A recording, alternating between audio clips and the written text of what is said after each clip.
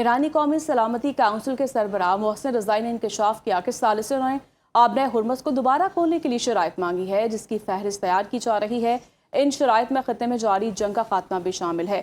محسن رضائی کا مزید کہنا تھا کہ عمان کے ساتھ آبنۂ ہرمز میں ایک نئی بحری گزرگاہ کے قیام پر اتفاق ہو گیا ہے، جس کا کچھ حصہ عمانی اور کچھ ایرانی سمندری حدود میں ہوگا۔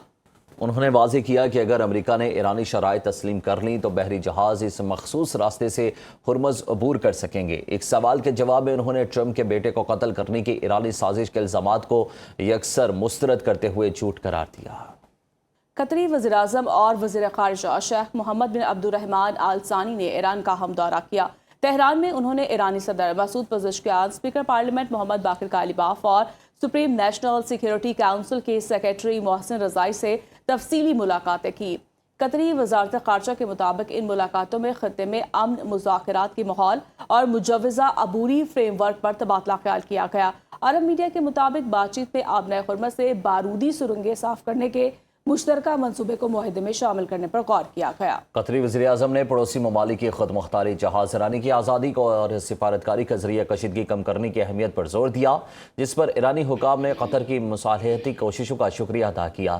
دوسری جانب ایران کی سپریم نیشنل سیکیورٹی کونسل کے سیکریٹری محسن رضائی نے قطری وزیراعظم سے گفتگو میں امریکہ کو سخت وارننگ دی۔ انہوں نے کہا کہ اگر امریکہ نے کوئی جارحیت دکھائی تو اس کے فوجی اور معاشی مفادات کو تاریخی نقصان پہنچایا جائے گا۔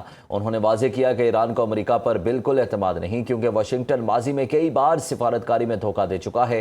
آبنۂ ہرمز کے حوالے سے انہوں نے صاف کہا کہ ایرانی شرائط پر عملی اقدامات کیے بغیر آبنۂ ہرمز نہیں کھولی جائے گی۔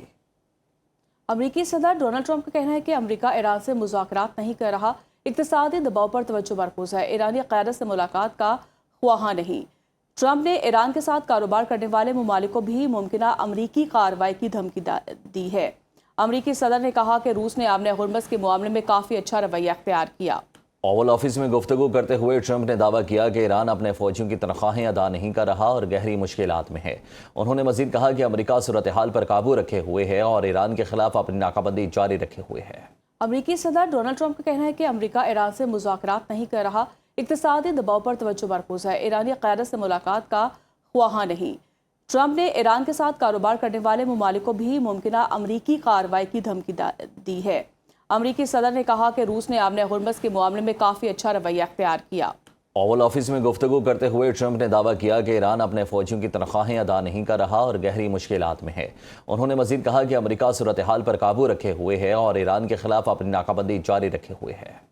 ایرانی صدر مسعود پزشکیان کا کہنا ہے کہ امریکی اقتصادی دباؤ ایران کو نہیں جھکا سکتا۔ امریکہ کی جانب سے نئی پابندیوں اور اقتصادی دباؤ کی مہم کو مسترد کرتے ہوئے کہا کہ امریکہ اقتصادی دباؤ کے ذریعے بھی ایران سے کچھ حاصل نہیں کر سکے گا۔